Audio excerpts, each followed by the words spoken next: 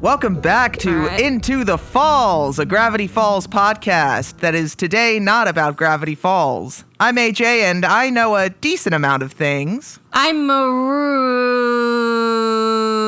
Mary. Maria's still dead. And I know a few things.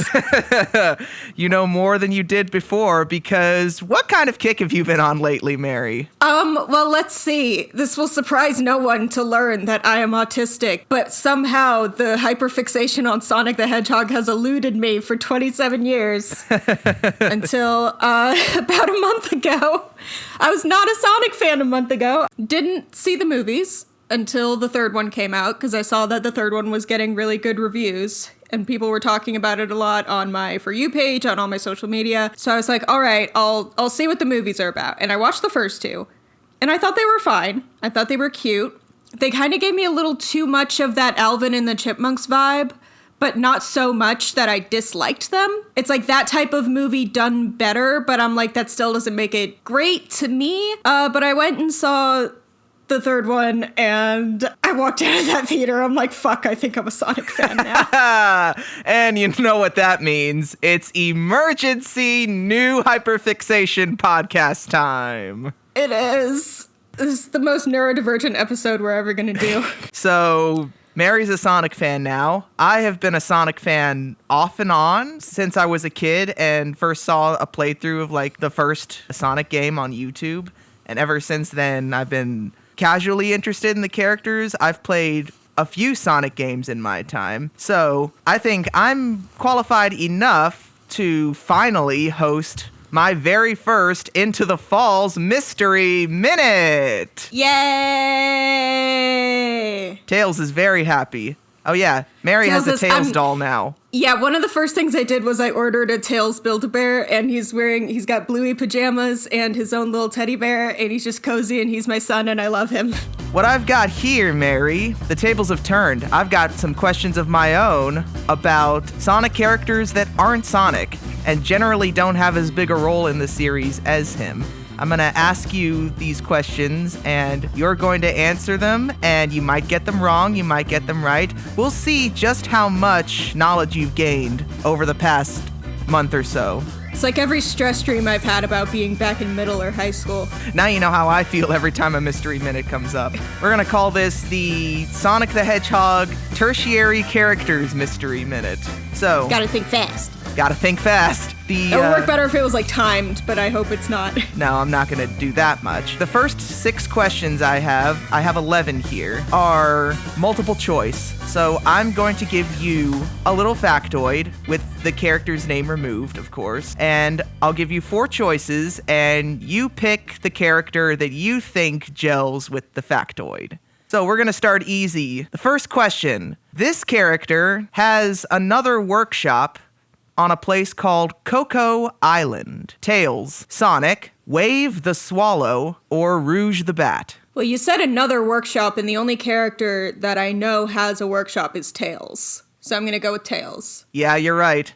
I decided to make that one a little easy. It is kind of a little bit niche because it appears in the Archie comics, specifically the side series Sonic Universe. And it also first made an appearance in the Sega Game Gear game, Tails Adventure.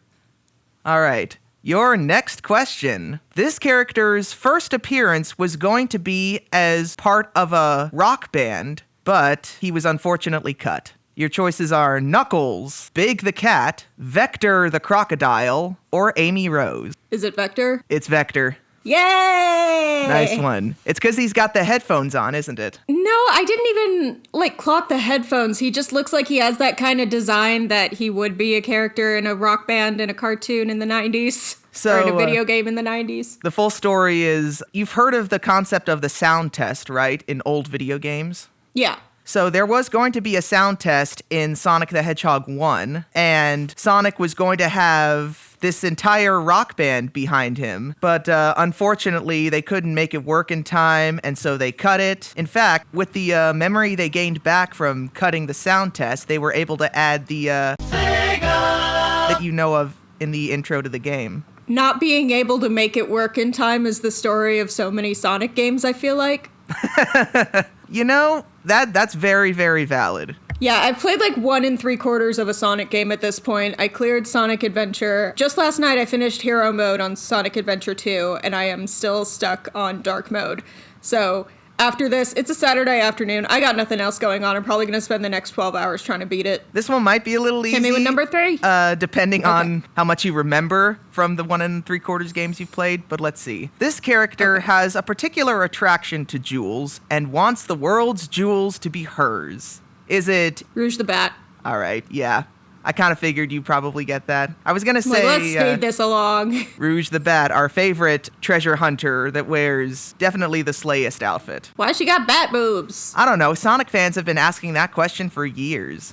I don't know if I want to know the answer. I don't think I want to know either. It's best that we leave it in the nebulous void that it's in. Here is your next question. The Chaos Emeralds don't exist in this character's world. Instead, they have something called the Sol Emeralds. S-O-L Emeralds. Is it Silver the Hedgehog, Blaze the Cat, Sally Acorn, or Metal Sonic? Oh, I'm going to say Silver. Candace, sing the song. We've busted her. Oh, God.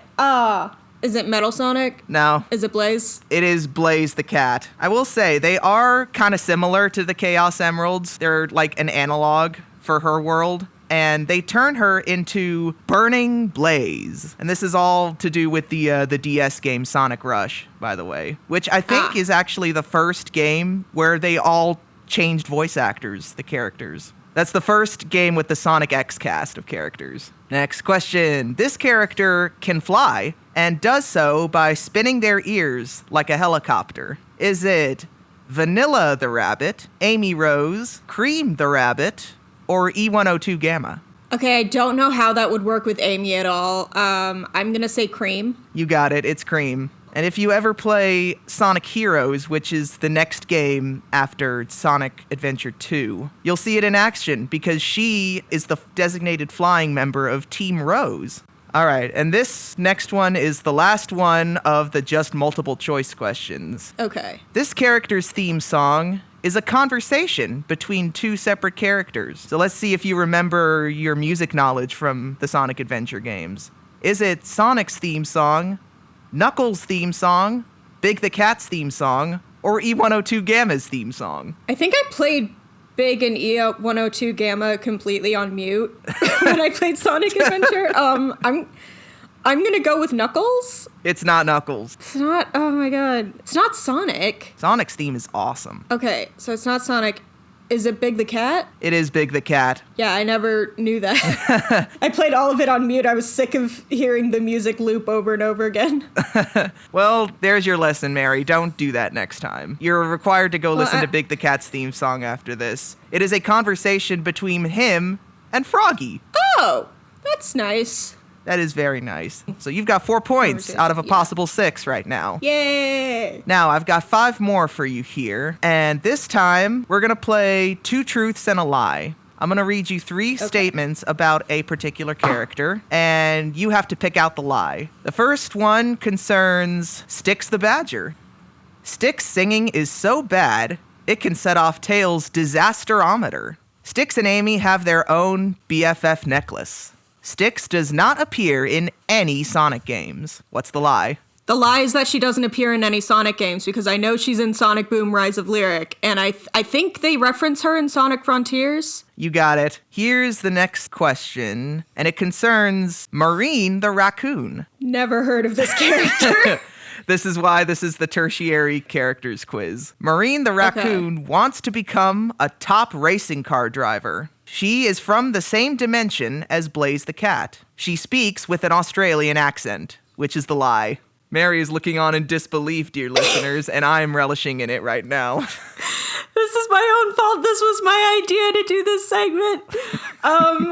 This has happened too many times for me with the past Mystery Minutes, and I'm glad I get to experience the flip side at least once. Yeah, I'm going to say the lie is that she's from the same dimension as Blaze. You missed it! Damn it! Oh, is it the Australian accent? No, that's also true. What? Why? She appears in the sequel to Sonic Rush Adventure, and reading out her dialogue was one of the most fun parts of playing that game. What the fuck is Sonic Rush? They're DS games. Did you have a DS? You should have had a DS. I did, but I never played a Sonic game. To provide the flip side of that lie, Maureen doesn't want to become a top racing driver. She wants to be a sailor and see the world because she lives on a tiny island out in the middle of nowhere. At least you've heard of this next character. These are facts about Silver. Silver the Hedgehog comes from 200 years in the future.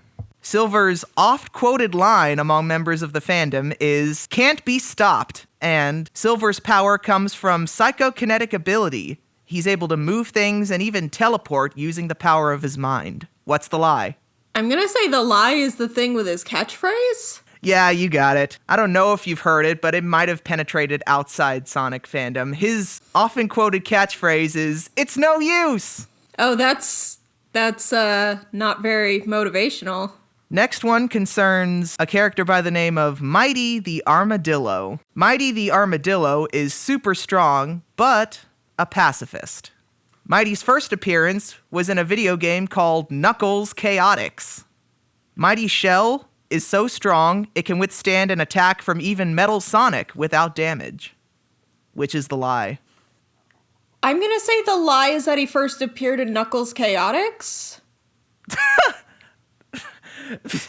I mean, yeah, you're right. I honestly can't believe you got that. Okay, I didn't know if you were smiling because you were satisfied that I got it wrong or if you were surprised that I got it right, but apparently I got it right. You got it right. I honestly thought I would stump you a little bit with that one. You almost did. It's a little devious because he is known for appearing in Knuckles Chaotix along with Vector. That was Vector's first appearance, by the way, was in this video game. But Mighty actually appeared in an arcade game in 1992 called Sega Sonic the Hedgehog. This one concerns a little character called Chip. Chip is a big fan of desserts, especially chocolate, which he'll offer to anyone he meets. Chip is actually Dark Gaia, an evil spirit that lurks within the Earth's core. Chip's nickname for Sonic is Mr. Monster Guy. I have no idea what this Dark Gaia thing is, but I'm going to say the lie is the first one, that he loves chocolate. I got you again. It's not that. Is it his nickname for Sonic? Nope. Okay, I You just thought it was struck like out. too weird for you to just throw in that he's actually like a demon from the center of the earth. I'm like, that's so weird that it has to be true. That has to be canon. It's a bit of a technicality because he's actually Light Gaia, the contrasting spirit to Dark Gaia. Oh, boo. That's cheating. His Mr. Monster Guy nickname is specifically for Sonic the Werehog. This all has to do with the video game Sonic Unleashed. You got 7 out of 11. Yay. Congratulations, Almost a Mary. passing grade. You got a passing grade on your Sonic tertiary characters knowledge. And thank you for joining us on this brand new Into the Falls Mystery Minute. Now, I think we've got a lot to talk about the Sonic movies, don't we?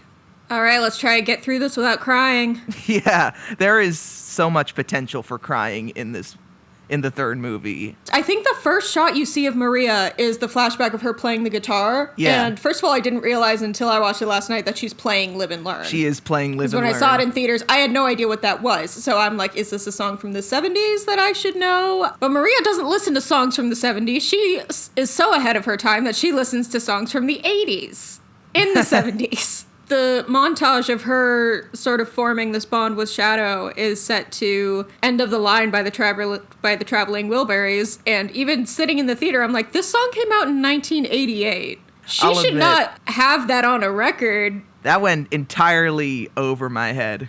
Shadow brought it back from his dimension. They already had it in his dimension, and he just had a record of it on his person when they found him in Oklahoma. I remember first learning about Maria years ago. I think I was like in high school when I found out this character even existed. I just remember like I couldn't wrap my head around like what do you mean a child actually dies in a Sonic the Hedgehog game? What do you mean she was shot in a military raid? This is Sonic the Hedgehog. Yeah. This is not supposed to happen here. The transition point from like the golden age of Sonic from 1991 to like 95 6. Going from that to Sonic Adventure was, it doesn't seem all that deep. It doesn't seem all that deep or groundbreaking, being that we grew up with that Sonic. But going from cartoon animals just having a good time to, he lives in the real world and interacts with real people, and real world things like children accidentally getting shot happen in this world. Like, that was so big, wasn't it? It must have been. That's just so fucking dark. Like, that goes beyond just, like, tragic backstory, my parents died, or even like, Princess Leia, like, her entire planet dies. Like, that's impersonal enough that you can be like, okay, yeah, that's sad, and I get why it motivates that character, but it's not as visceral as seeing a child dead on screen, and her grandfather is knelt over her dead body sobbing, and also he's Jim Carrey. And also Squared. He's Jim Carrey. What do we think of that? Jim Carrey playing 2 Robotniks in this movie, after he previously said, I think I'm done with acting. But the resemblance is uncanny. It's as if we're 2 characters in a movie being played by the same actor. Well, what I heard is that he made a bunch of really big purchases and he needed money. He's great. I mean, he's really funny in all of these movies. I'm having trouble reconciling his version of Gerald Robotnik, the grandfather, versus what I know about him from the games, which is that he's a very tragic character. From what I've seen, it seems like, he's a normal guy, and then Maria is killed, and he becomes so consumed with grief that he becomes so disaffected and is just, like, even scared of his own thoughts, scared of what he wants to do. Because he's saying, like, I keep having thoughts of, like, taking revenge and killing everyone, and I'm scared of what's going to happen, and then he does it. All of you ungrateful humans who took everything away from me will feel my loss and despair. Or he tries to anyway, and then he's executed by firing squad? Like, that is such a dark, dramatic backstory. And in this one, it's just, he's somehow still alive at 110, and he's, like, talking about going to Comic-Con and, like, farting to death. Like, he still has that tragic backstory, and he still is disaffected enough that Maria's death made him just stop caring about anything else. But then he also, like, Eggman stabs him in the butt with a quill, and he farts and then explodes. Who said life was pointless? Huh? Oh, right. You did. All right, sure. That was A choice. certainly one of the most interesting character deaths I have ever seen on screen. Have you noticed at all in these movies that seemingly Sonic never does a spin dash, at least not that we've seen? You know what? I just picked up on that. Yeah, he does not spin dash. He doesn't. I mean, you think it's because he can't, but I think he can and he just won't. So he just won't, but why not? Why won't he spin? Oh, wait. Does he do it in the first movie? I don't think so. I don't think he'll spin. The Green Hill Zone? Why not? Why won't he spin? Because that would entail Spinning creating killed his another... long claw, okay? Spinning killed his long claw. Oh my goodness. That's one of the first notes I wrote down. I'm like, I have to do that. So, I think Keanu was just picture perfect casting. And you've heard Shadow's first known voice with Sonic Adventure 2. So how do you compare it? Excuse me? Why do you look like me? I don't look like you. You look like me.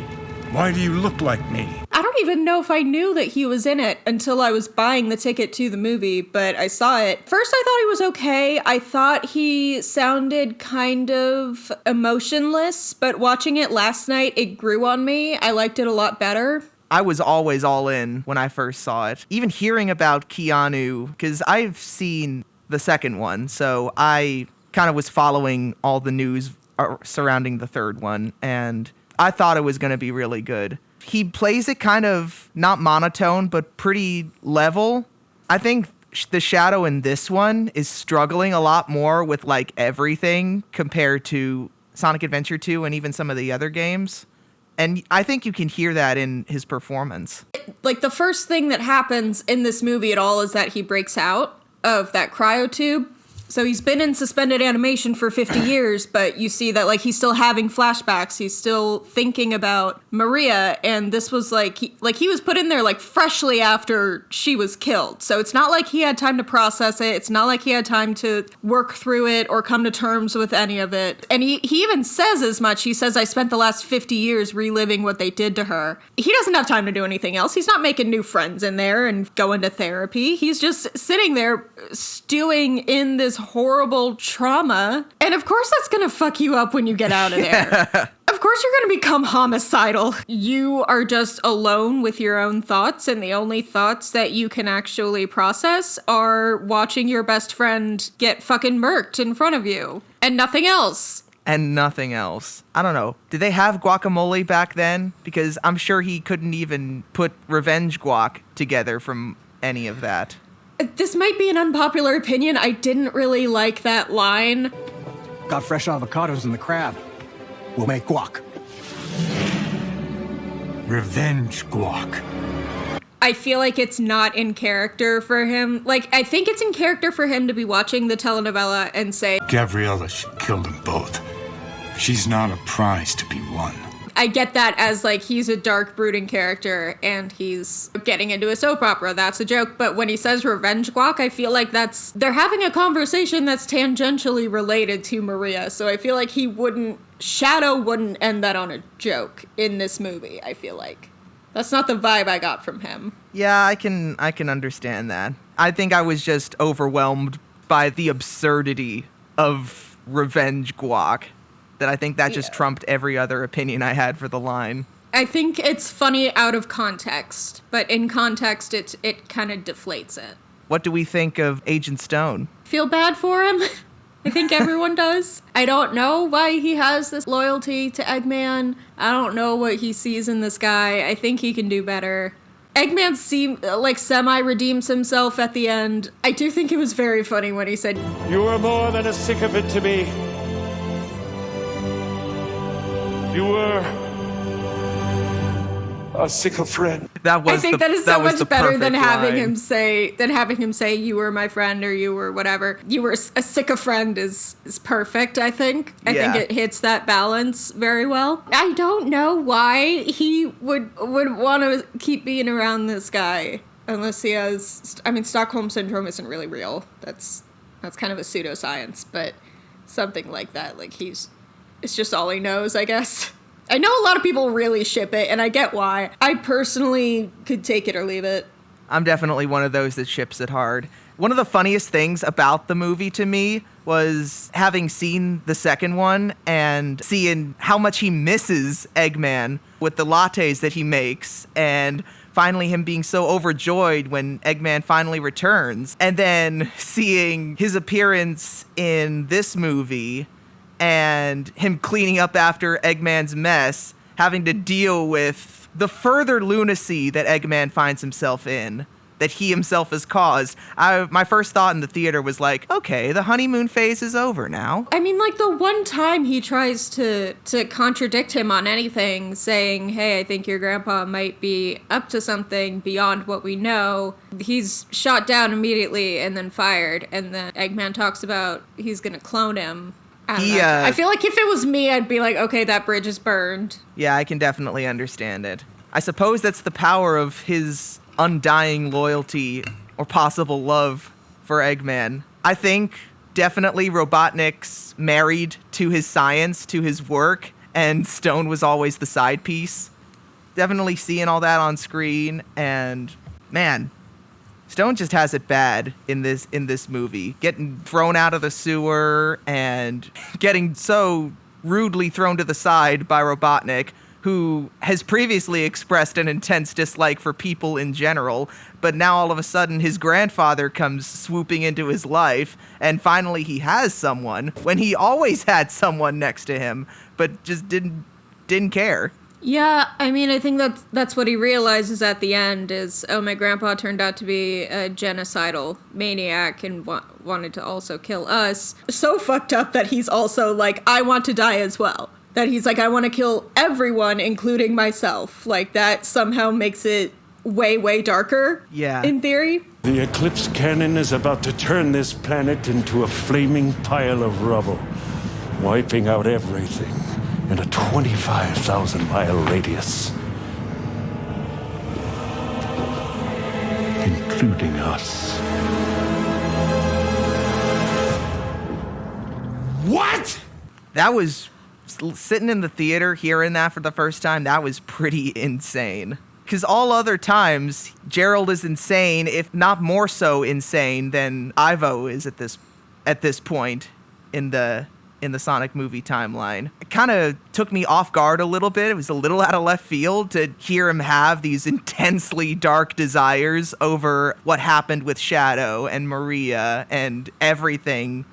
I didn't get the sense that he cared that much about Shadow. I know it's implied that in the flashbacks like 50 years ago that he did, but the only time you even see those two interact in the flashbacks is right before the raid happens and right before Maria dies. So he just runs in and says, like, kids, we have to go. They want to take Shadow away from us. And I'm like, well, why do I care about that? I don't know what do they want to do with Shadow? Why do you care what they do with Shadow? Because I know in the games, it's that he helped create Shadow and kind of sees him like a surrogate son. But, like, you don't see them interact at all in the movie. So I'm just like, well, why do you care enough to run away with your small granddaughter while a bunch of soldiers have their guns trained on her? They do not. I'm so, like, and it seems like it's this way in the games and in Sonic X and in all the adaptations of this storyline.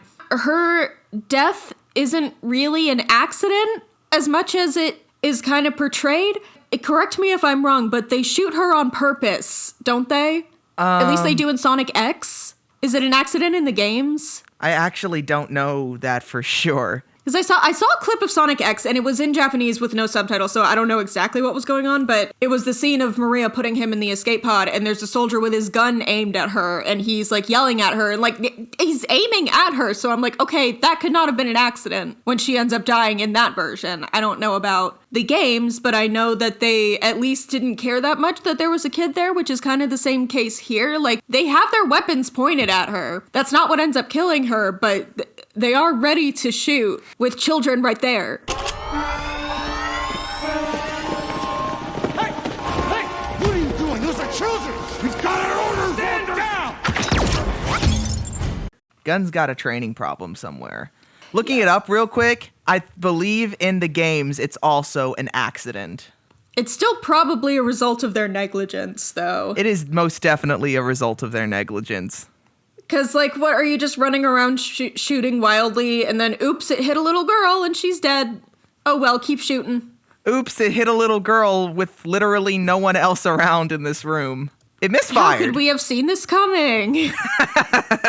Gunn is definitely a controversial figure, I think, even in the universe. We've been spending a lot of time talking about dark mode. I think we need to go to hero mode and talk about Sonic and Friends. So we haven't talked about him very much. I like that he is very quick to consider that Gunn has done something very wrong and that Shadow might have a point with whatever he's going through. He's very quick to empathize. I feel like he knows, and he's been thinking about, yeah, if I had just watched Longclaw die and then been, like, horribly, like, imprisoned and poked and prodded for the rest of my life, like, I don't know what I would have done.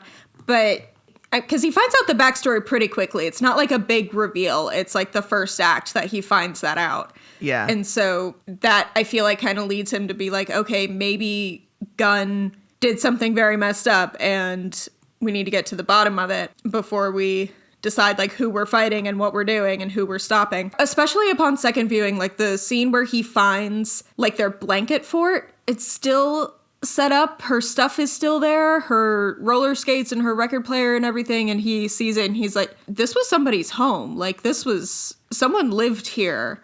This was not just a military base or a place of work. Like, this was, someone was trying to make this homey, because that's what he had to do in his cave, is just, like, set up a beanbag and a ping pong table and his comics and everything. And so I think he's very quick to be like, okay, this is what Shadow is going through, and maybe there's a way to reach out to him. I thought that made him very likable. He's already likable, but I think that's kind of the best direction he could have gone in a situation like this where like they're doing something horrible, but he knows it's because something horrible was done to them. I think it's definitely something that kind of separates movie Sonic from game Sonic, is this extra level of empathy and recognizing other people's experiences in that way. Not that Sonic in the games isn't like that. I think he's just a bit more aloof and carefree and not necessarily thinking about those things right off the bat.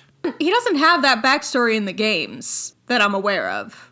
He doesn't. Longclaw and no. But with that added layer in the movies, I think it's the more obvious route for him to be like, oh, they also lost a loved one. Because he kind of does the same thing with Knuckles in the second movie. It's definitely something he's able to use to bridge things between sort of like the characters that are at first enemies that they've introduced in these couple of movies. And with Tails to an extent as well. So what do we think about the human characters? I think they are in this movie just the right amount. I think they were in too much of the second movie. The first movie, I get it, because they're not bringing in other Sonic characters except for Sonic and Eggman. But by the time the second movie's there, like we have Knuckles and Tails, I'm like, why are they focusing so much on this wedding in Hawaii? And I know it ends up everybody there is a Fed, and they're trying to catch Sonic. Was the florist an agent? How about the photographer? The woman who waxed at the spa?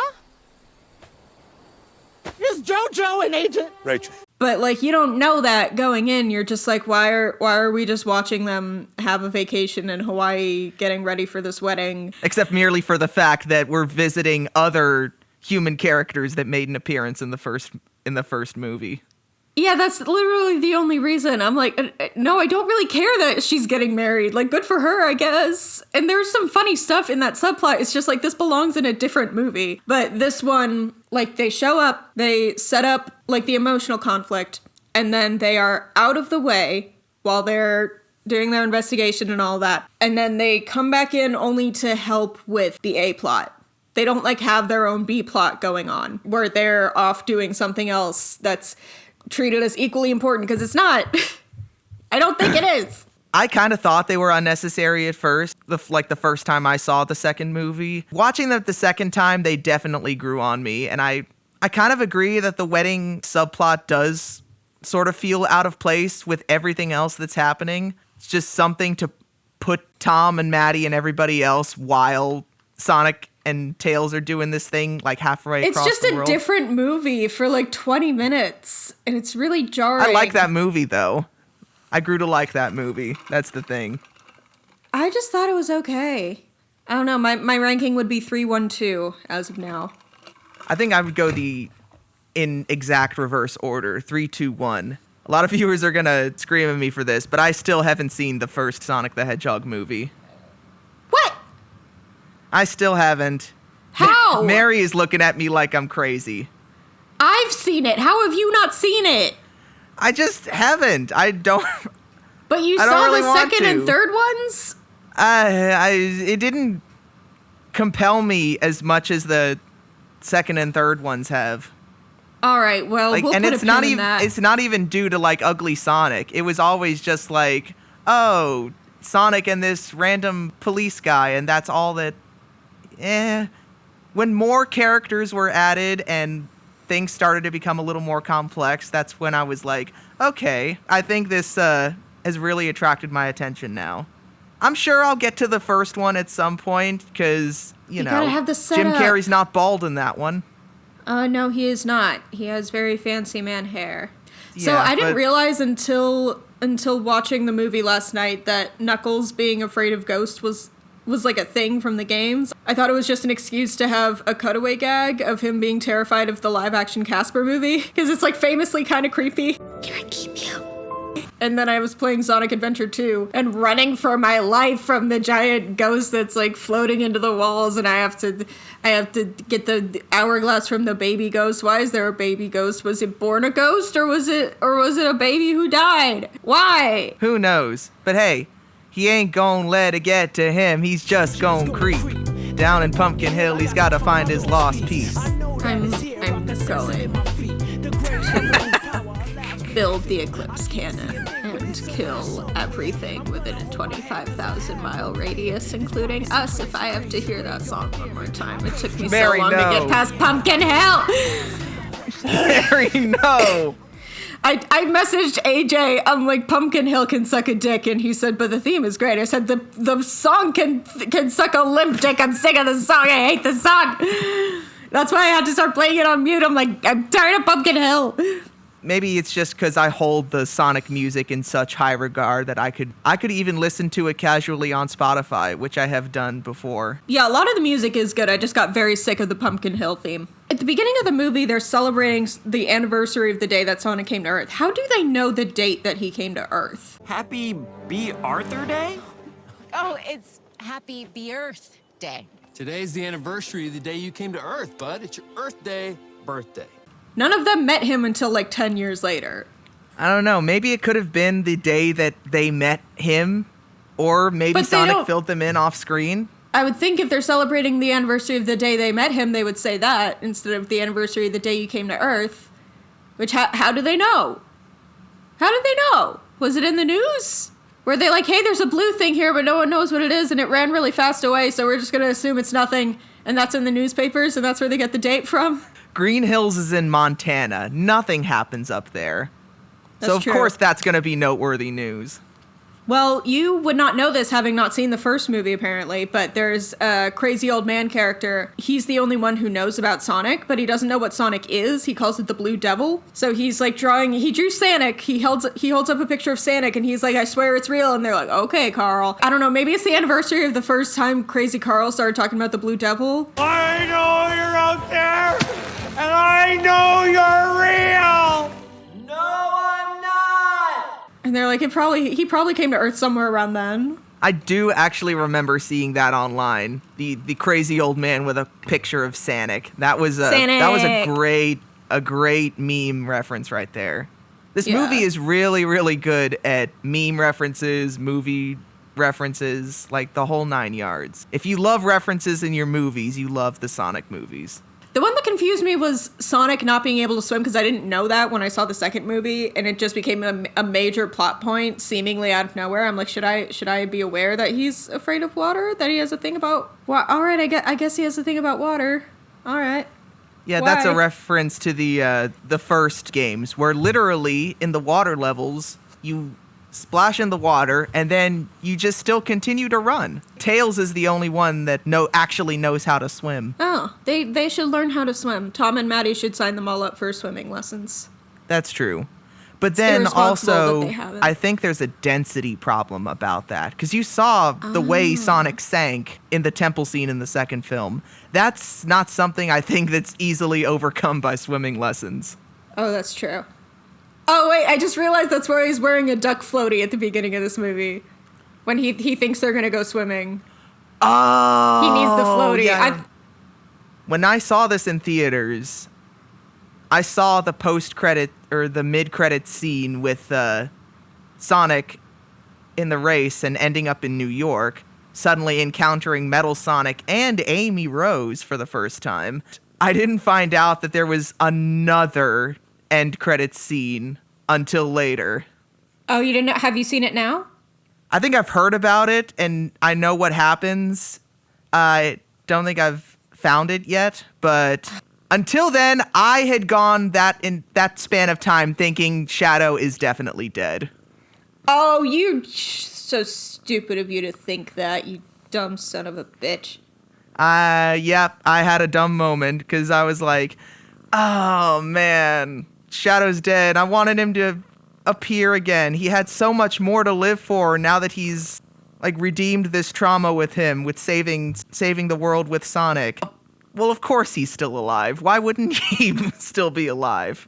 Well, I can also see how with the thought that he is dead, that scene of him sacrificing himself would be so impactful, because he's just had that heart-to-heart with Sonic about how you need to just remember how much you loved this person instead of the pain you feel now that they're gone. In his final moments, all he's thinking about his friendship with Maria instead of how she died. I don't know if this is like a widespread criticism. I saw one person complain that they changed Shadow's motivation because in the games he has like a false memory of promising to avenge Maria's death as she was dying in front of him. And then later he finds out, oh, she actually made me promise to help the people of Earth, so I guess I'll help the good guys. I could not disagree more. I think they needed to make that change for the movie, because otherwise he's just kind of doing whatever he's told. He's not making any choices for himself. And it also goes with Walter saying we put him in suspended animation because he was too dangerous to let go and he was too powerful to destroy. In other words, he could be useful to us down the line. That's why we're going to keep him around. That's all he's good for. He was useful to Gerald. And that's the thing is, Gerald is using him as a means to an end at this point. Because Shadow questions on his own, like, is this what Maria would want? And he says, it doesn't matter what Maria would want. It matters what they deserve. So I think Gerald on some level knows that Maria would be horrified, but he doesn't care anymore. So Shadow, he is choosing to help destroy the world until he gets a new perspective and he chooses to save it instead, as opposed to being a pawn for the villains and then switching over and being a pawn for the heroes.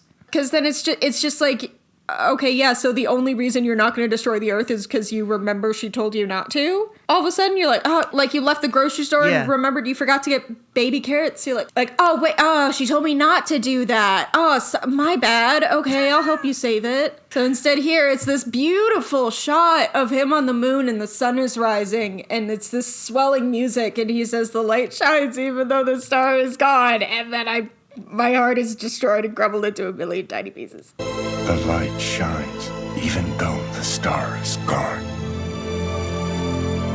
I don't know how much truth there is to this, but the rumor seems to be about Sonic Boom, because that show is purely a comedy, but Shadow does appear in it, that something that never made it into an episode but was discussed in a writer's room, and this could be completely made up, I don't know, I'll look it up later. His backstory was going to be that he had a surfboard that was his favorite surfboard, and he named it Maria, and it broke one day, and that's why he's so angsty all the time. That's his tragic backstory in Sonic Boom. Sonic fans would have had a field day with that. I feel like there would have been riots in the streets, though. There would have been riots in the streets. They would have chewed up whoever they could, spit them out, and then chewed up their bones again. And then shot their granddaughters in front of their hedgehog best friend. I thought the safety was on. Oh, I was just trying to scare this preteen girl. I didn't mean to shoot her. I was just trying to threaten her with a weapon. I wasn't trying to actually use it. If Gunn has no haters left, we are dead. If Gunn has no haters left, it's because they raided our homes and we sent our hedgehog best friends home in an escape pod and then they shot us. Or we were executed by firing squad. Yeah, it's because we built the Eclipse Cannon and we were so torn up about our granddaughter's death that we, our respective granddaughters, not a granddaughter that we share, unless we become in-laws someday, that we decide we're going to destroy the entire planet, but then they catch us first and we're executed by firing squad. But then our grandson, 50 years later, finds our journal and he activates the Eclipse Cannon, and you know the rest. Going back to End of the Line, when you see the montage of them bonding and like watching movies together and roller skating around around the stars. Yeah, it cuts to him in present day taking the needle off the record and the music cuts out suddenly and he just kind of is standing there and it's all quiet and he's just looking very solemn. I just picture him saying, she had the most anachronistic taste in music. Just very sadly reminiscing. She was that powerful. That's why she died. Because we had the exact same thought. That's why they had to kill her. She was too powerful. They finally realized she was an agent sent from 200 years into the future, and they had to kill her. Taking Shadow away it was either a diversion or it was a decoy that whole time. They didn't care about Shadow. They were trying to get her out into the open so they could kill her and dissect her brain for her future knowledge. Or to learn the concepts of time travel, and then invent Silver the Hedgehog. Or they just needed somebody to haunt the narrative. They're like, this is going to make a great movie in 50 years. You better not be haunting the narrative when I get there. Me, dead on the floor. My grandfather's kneeling over my body and sobbing, and also he's Jim Carrey. So Kristen Ritter is technically in the movie. Is she? She shows up a couple of times. Well, she's the gun director. who just kind of shows up, and then they jump out of the helicopter, and then she shows up in the Chow Garden, which I didn't know what that was. I figured it was a reference to something on my first viewing, but I'm like, they look like kind of generic, just non-copyrighted characters, but should I know what this is? And then, of course, I found out those are the Chow, and it actually is a Chow Garden, like not the way that you would enter a Chow Garden in the games, but they say it like that's just a thing that people do in Japan. And I love how excited Tails is to be there. He loves these things. He loves this area. And they start singing "I Want You Back" by the Jackson 5 in Japanese, and he's like, yes! It does I love everything about definitely this. feel like it feels something that would be right up his alley. I mean, look at your Tails right there. Yeah, he's a little guy. He's just a little guy. And, He's a baby behind all the brother. smarts and the technological ability that he has, he's just a little guy at the end. He's a little brother. When it's TV time, they have to let him watch Bluey or he'll cry. And then they'll feel really bad, and so they'll let him watch Bluey. I don't like that Maddie technically hits Tom at one point. I don't like that she hits him kind of hard, because he's... When did that happen? When they're, like, disguising themselves with the holograms, and she turns herself into Kristen Ritter, and he says something that implies that he finds Kristen Ritter very attractive, and she hits him, and I would have to go back and see, like, how hard she actually hits him, but he reacts like it really hurts. I'm like, ma'am, I remember now, yeah. Don't She do that. clocked him on the nose real good. And then that made him more susceptible to Shadow's attack, and that's why he almost died. It wasn't Shadow's fault So it's at all all. Maddie's fault.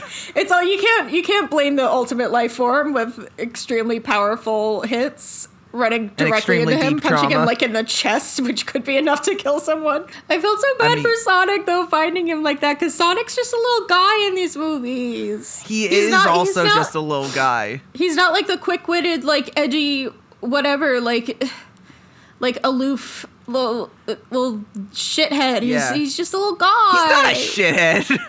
He acts like a shithead sometimes, but he's a little guy, and he's fuzzy. He's so they're so fuzzy. They are all so fuzzy. I want to pet them. That's why I got a Tails, because Tails is so fluffy in these movies. I'm like, that looks so pettable. The cute factor with Tails in these movies is up another level. I just want to put my hand on his head and go like this. He would like that. Yeah. I just want to his scratch him tails would behind wag. his ears. I want to scratch him behind his ears. I wonder how often he's used to little enjoyments like the Chow Garden that he gets just being abruptly ruined by evil lurking in the world. I think he lives firmly in the moment at this point, because he's like, something terrible could happen at any moment, so I'm just going to enjoy whatever is happening now, and I'll worry about that as it comes. I'll cross that bridge when I get to it. Which is quite often how Sonic in the video games lives. That's basically like his attitude trademark right there. The thing that made me kind of fall in love with him as a character in the first movie, even though I didn't love the first two movies, there's a scene in the beginning, it's basically his save the cat moment, where I think it's like he saves a turtle from getting run over. And then he is just kind of looking at this turtle, and the turtle is designed so cute. It's like realistic, but it's CG, but it looks very, very cute. And he's just like, oh, you probably don't get to run a whole lot, do you? And then he just takes the turtle on a run, and the turtle is like smiling and looks so happy. Sonic's just running him around the streets just so he can have a fun time. The little turtle who can't go fast on his own is a little turtle. Yeah, it's a happy little turtle. That actually might get me to watch the first Sonic movie, now that you've said that. Just for the turtle.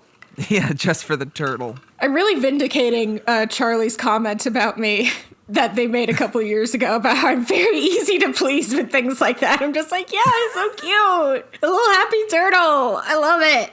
I love it when people on TV hug each other. So I only knew about Maria in the context of her being this tragic character, basically equivalent to dead mom, dead girlfriend, just dead girl, before seeing this movie. But the scene where she sees Shadow for the first time, I think really sold me on her as a character, even though she, is around so briefly in the movie and in life. She just finds him in this tube, and she's immediately like, you're adorable. You're just a fuzzy little guy. You're going to be my friend now. And she just he's just like scowling, and she draws a little bunny face on him.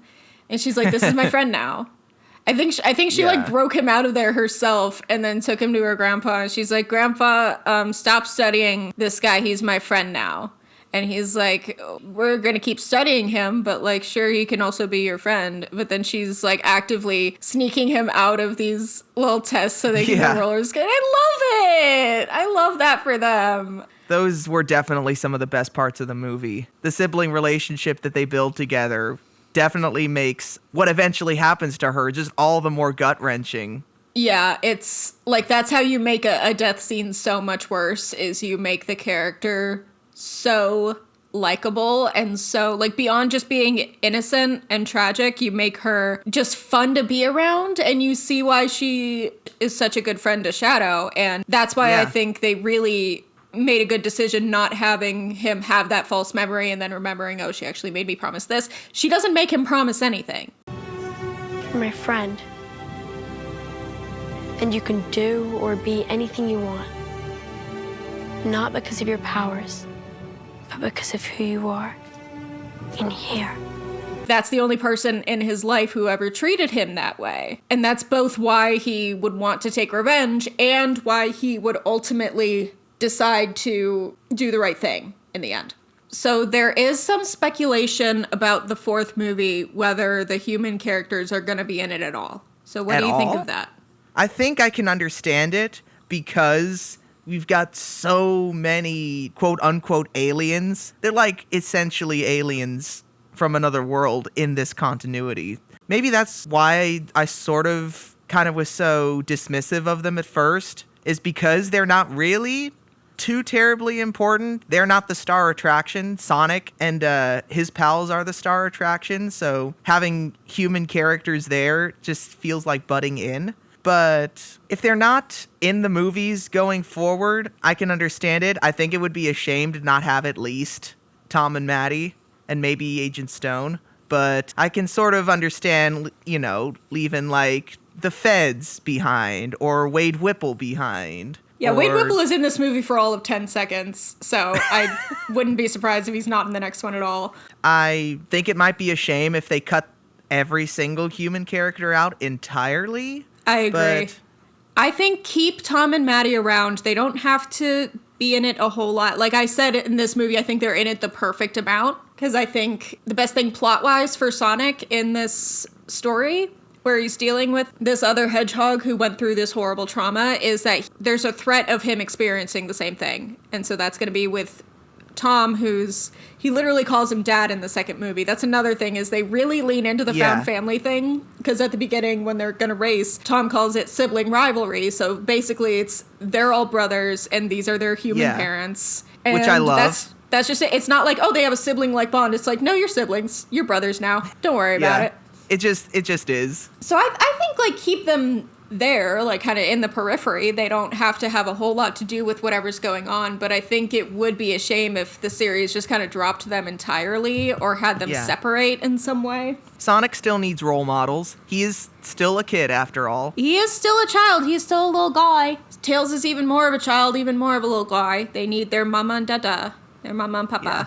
Knuckles is the older brother who's just come back from college. Yeah, I guess. Where he doesn't need them as much, but they are family to him at this point.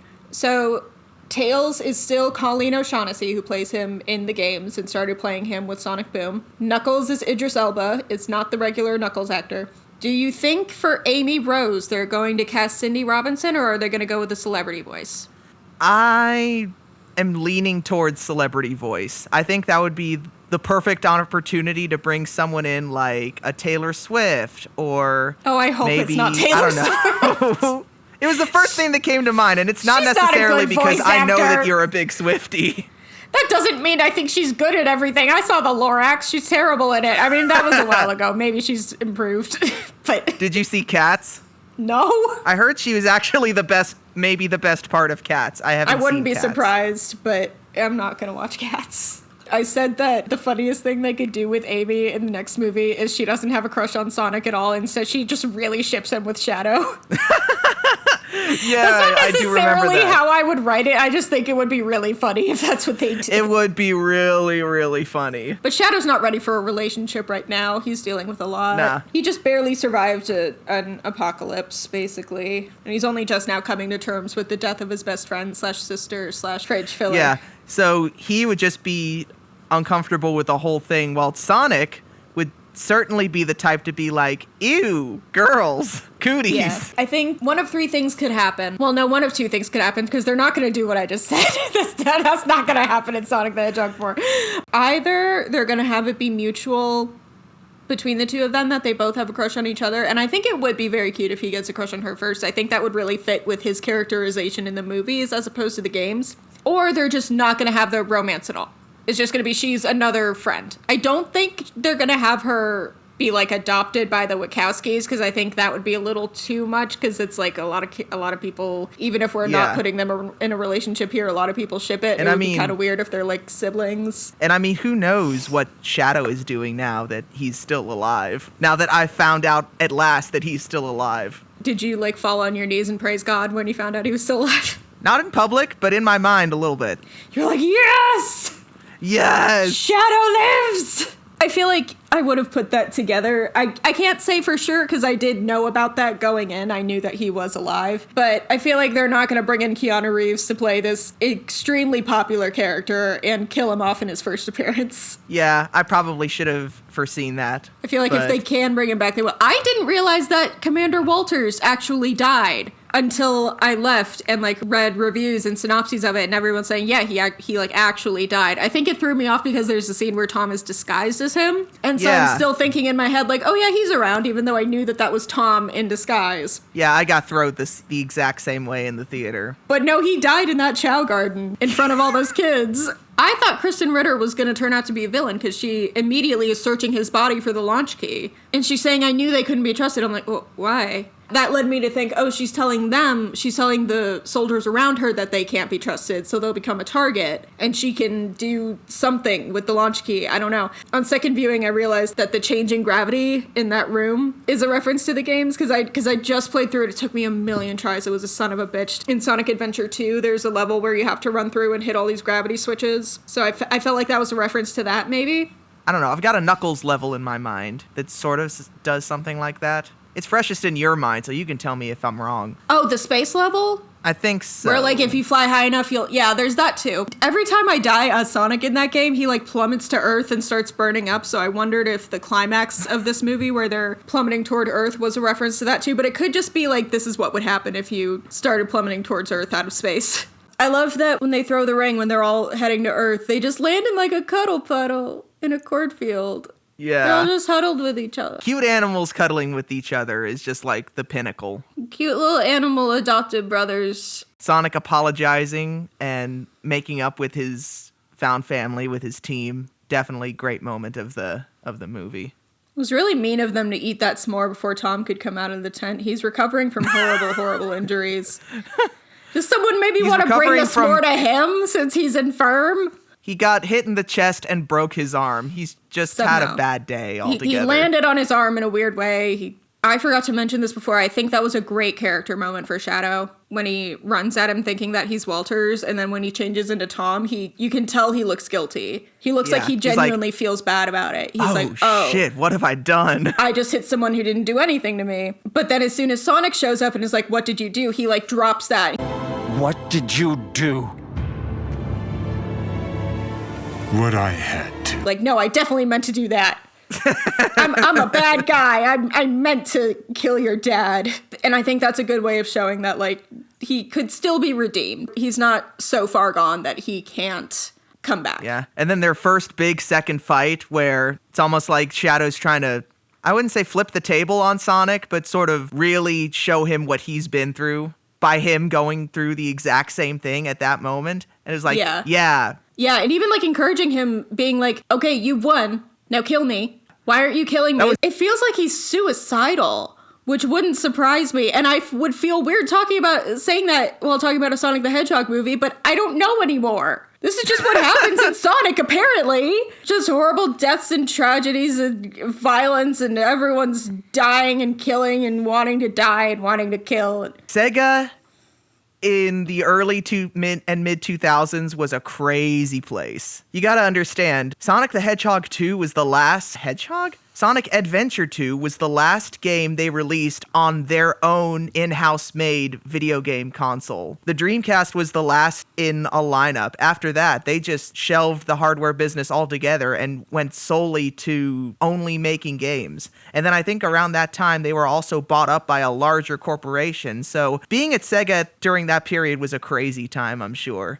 This is purely speculation, but it feels right that a lot of that maybe leaked into whatever they were doing with Sonic games. Well, I know Jeff Fowler, who directed all 3 movies, he worked on Shadow the Hedgehog. He did, which worked on the I CG found animation. out around this time, and I was like, wow, that's actually crazy. He worked on the cutscenes, which is, of course, why they look so good. Well, I want to say one more thing about Sonic being characterized as basically a kid. I've seen people criticize, like, his little quips and his little, like, smart-ass moments. They're one of the best parts of the movie. As, like, not fitting the tone. I think it fits perfectly because I think this version of him, as played by Ben Schwartz, is like a kid who thinks he's being clever. He thinks this is cool. And we as adults are looking at it and being like, okay, yeah, a teenager or an adult would cringe at themselves for saying that, but he is a child. He thinks that's really cool and really badass. Yeah. And that's why he would say it. He sees this in the Saturday morning cartoons he watches and is like, oh, this is how heroes are supposed to act. Well, this is how, therefore, I'm going to act. Well, he spent 10 years, like, he was only watching, like, Fast and the Furious movies and reading comic books, so that's probably where he picked it up. That is absolutely where he picked it up. I agree 100%. Maybe the reason he's so quick to sympathize with Shadow is because there's something about his voice. He's like, he sounds like someone I admire, because they watched Speed in the first movie and they reference Speed in this one. God, I think this is so cute, honestly, because the first movie, the backstory is Longclaw dies and sends him to Earth and says, like, you can't let anybody know that you're there because then you'll be in danger. So he spends those years alone. So that's why he doesn't meet Tom and Maddie at first. But he knows about them because he's hanging around this town and he's observing all the humans. And he says, my favorite is Donut Lord, and that's Tom. Because Tom is a cop and he talks to donuts and he eats them if they step out of line. And he calls Maddie Pretzel Lady because he sees her doing yoga and he thinks she doesn't have bones. And so he'll just, like, watch through their window when they're having movie night. And so he's just, like, behind them while they're turning on a movie and he's, like, crossing his fingers and they turn on Speed and he's like, yes! Keanu! You are a national treasure. So I think when he meets Shadow, he recognizes his voice on some level, even if he doesn't realize, oh, this guy sounds like Keanu Reeves. I think he just associates that with something positive, and he's like, I think this guy's not all bad. I think I can get through to him. I completely agree, 100%. Also, you know, Shadow's just confused a lot of the time in this movie, more so than just being broody and angry. He's just like, what is going on? Yeah, he's just kind of maybe like, Sonic sees that a little bit as well. Well, as soon as he escapes from Yorma Tacone and the other soldiers, that was Yorma Tacone in the opening scene. I was the only person in my theater the first time I saw it, and so I'm like texting a Discord server. I'm like, Yorma Tacone, and then he never shows up again. Yeah, like the first thing Shadow does after he escapes from Prison Island is he just kind of wanders around Tokyo and then finds out it's 2024, and then Sonic and crew show up and then they fight when they're about to jump out of the helicopter. I know now that the line is referencing Sonic Adventure 2, him jumping out of the helicopter and saying, no food or movies, talk about your low budget flight. It felt like in the moment, not being aware of that reference, that Kristen Ritter just showed up and he's like, oh, there's someone for me to quip at. Talk about low budget flights. No food or movies? We're out of here. Like, he just had that ready to go. Like, I had Spit and Killed My Longclaw ready to go. He's just like, I'm just waiting for someone to say it who it would technically make sense for me to say it to them. Because it wouldn't make sense for him to say it to Knuckles or Tails because they're going with him. One more thing. I've mentioned this in a few other places. Toward the end, when they've stopped the Eclipse Cannon, they're in the field. Knuckles says, Team Sonic? How about just team? that is verbatim a line from Sonic Boom Rise of Lyric. Why is it in this movie? Maybe it's in another I was Sonic sort of game wondering too. what exactly you were referencing when you told me that. I was like, I have watched the Game Grumps playthrough of Sonic Boom so many times, and at the end, I know that Knuckles says, "Chuck another one up for Team Sonic." How about just team? Him, as he's characterized in Sonic Boom, would never say that. There's literally a joke where he says, "And there's no room for ego on Team Sonic." And friends. I was gonna include you guys, albeit not individually. In this movie, it makes more sense that he says, how about just team? But that's directly lifted from Sonic Boom Rise of Lyric, and I just think that's very interesting. I feel like they would make a reference that deep, but I think it can also be seen as just a happy accident, a happy coincidence. I would think that Ben Schwartz is at least aware of Sonic Boom because he's friends with the Game Grumps. He's been on their show a lot. So I would think he'd be somewhat aware of their Sonic Boom playthrough being like one of their most popular. Sonic Boom is a very, very funny show, by the way. It's on Netflix. It's on Hulu. Watch it if you haven't. I wouldn't say play the games because I only hear horrible things about the games, but the show is very, very funny. and I recommend it. Yeah, I've only heard horrible things about the games and how buggy they unfortunately ended up being, but I have seen some memes and some clips from Sonic Boom, and it is... Half of my For You page is just Sonic Boom out of context compilations, and like I would say most of them are just as funny with context. One that like I was upset that it's not in most of these compilations because I started watching the show and I'm like, that's the funniest thing I've ever heard, is there's an episode where Orbot and Cubot, who are Eggman's like robot henchmen, they leave Eggman for some reason, or Eggman fires them, and they're like, all right, we're gonna hang out with you guys now. And so they're all just sitting at a table, and there's just like a moment of silence, and then Sonic says, oh, that reminds me, I gotta chop my arm off. Sonic, you forgot your axe! And runs after it. I feel like that's just a random line somebody put in their script at like 2 a.m. that it made them laugh a lot in the moment, and they were like, oh, this is never gonna get through and actually be recorded. It's never gonna get in the show. A lot of it feels like Roger Craig Smith is just having fun. Coming in for a hard landing, Tails. You got me covered? Roger. Who's Roger? He's talking to me. Thanks, buddy. Justice for Roger Craig Smith. He is a fantastic Sonic voice. Especially, I think he's sort of getting his flowers a little bit more these days, but people weren't really into it around the time of the changeover, if I recall correctly. I didn't know that. Which was Sonic Colors, I recall, as his first game as Sonic. I would say watch Sonic Boom, listen to the Sega social media takeovers that they did. They do those like once a year or whenever there's a new Sonic game out, and those can get very funny because a lot of it is just the voice actors improvising in character. Oh, have you ever had those tiny Strawberry shortcake!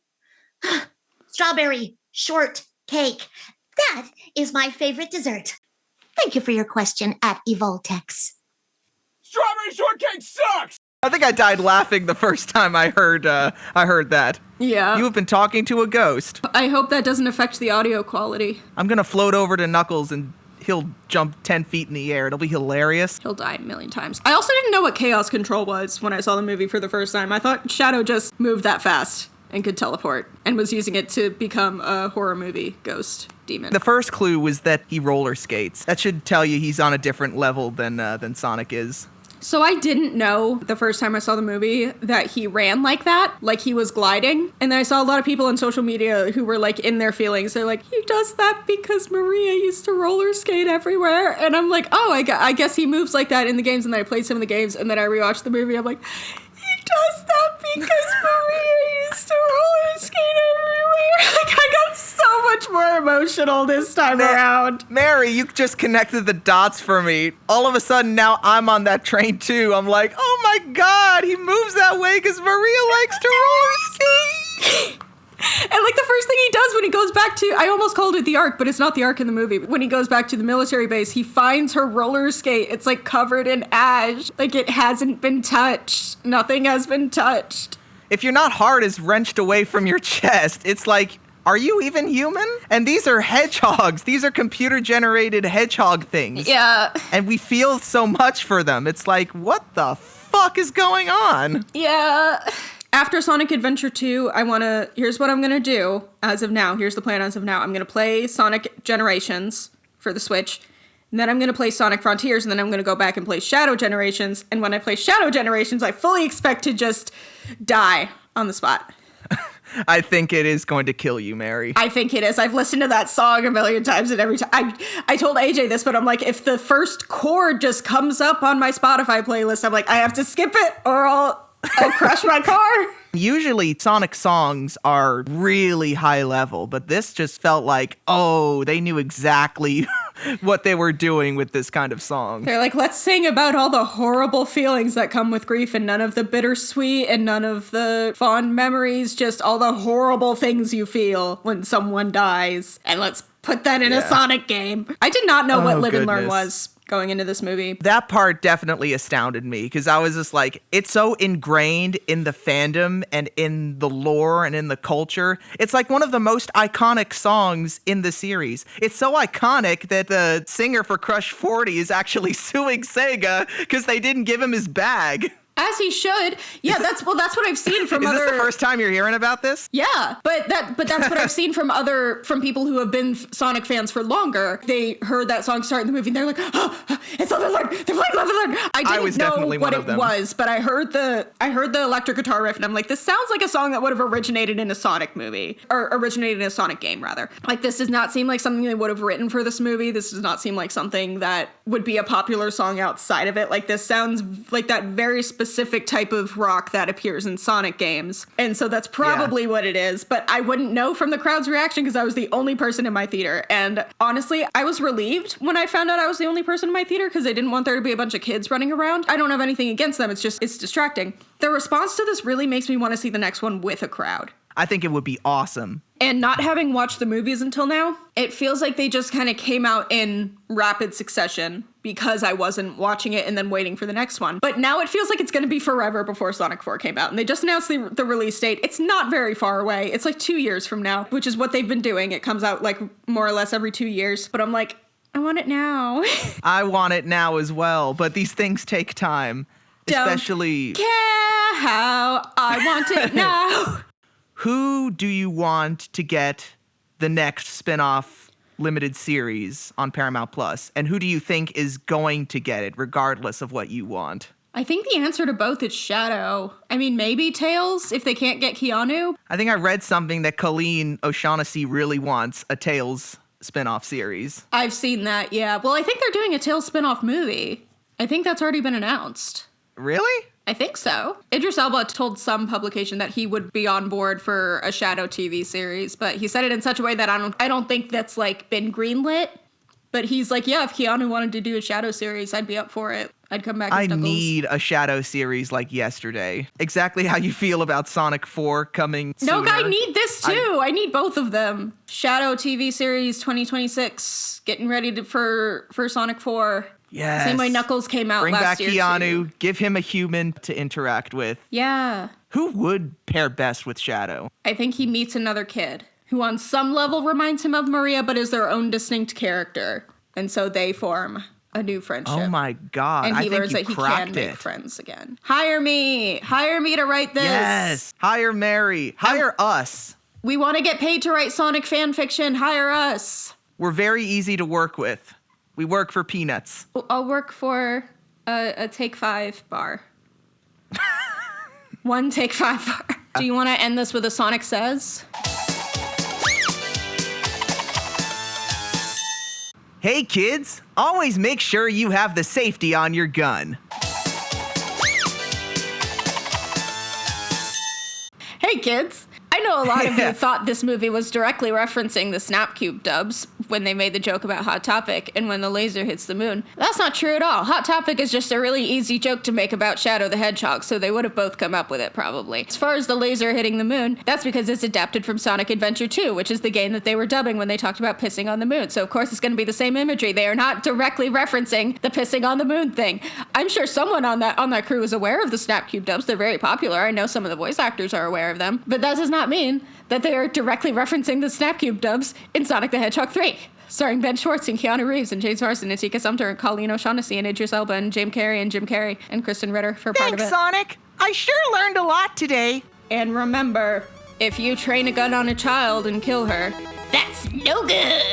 That's no good. We'll see you on the next episode of Into the Falls. We'll see you the next time a third installment of a franchise that Mary didn't expect to get into comes out and then watches it and can't stop thinking about it. And it's like, we need to do an episode about it.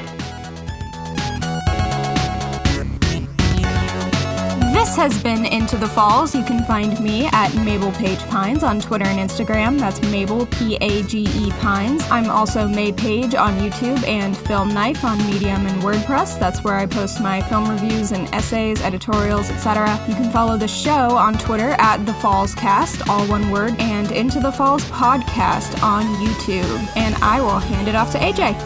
This podcast is hosted and produced by Mary McKeon and AJ Sanchez, and our theme song and some of the music is by Kevin MacLeod. Oh, and follow me on Instagram. And I make YouTube videos sometimes. Unca AJ. Thanks so much for listening, and until next time, trust no one!